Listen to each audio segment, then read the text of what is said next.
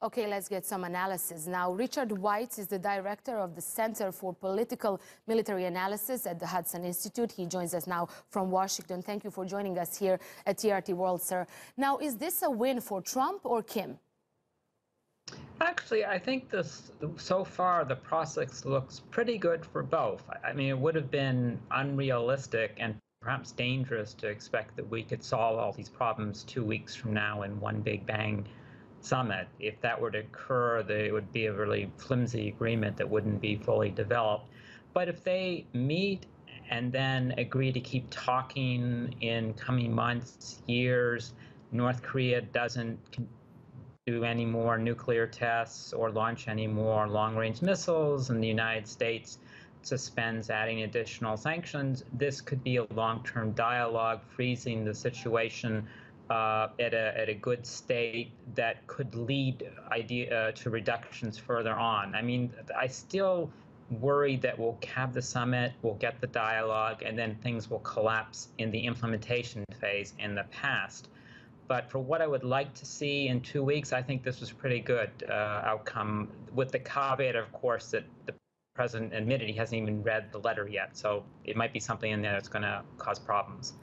Exactly. Now, the U.S. Secretary of State, Mike Pompeo, described their talks as substantial. How do you interpret this?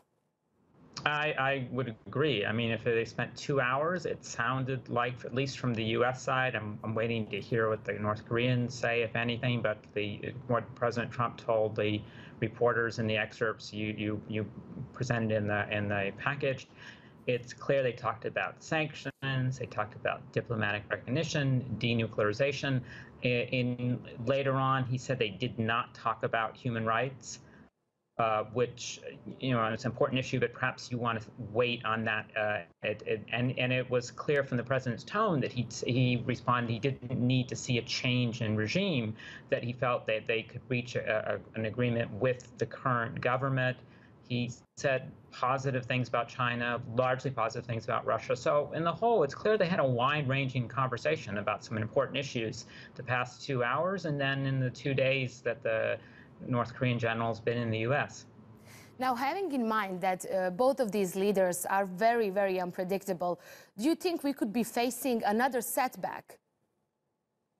It is possible. I mean, it sounds like we'll have the summit on the 12th. I mean, I think unless there's something in that letter or something happens in the next 2 weeks.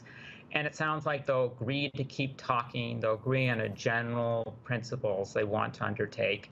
And then we'll just have to see if this will eventually lead where we would like to go, which is having a peninsula free of nuclear weapons, North Korea better integrated in the world community, economically, politically, reduction of tensions there, and so on. It won't, if it's going to fail, it'll probably fail later on. Disagreements, for example, over what the North Koreans claim they have versus what the U.S. thinks they have, or North Koreans' complaints that they haven't received enough sanction relief, something like that. But I think for now, it looks like for at least the next few months we'll make some progress.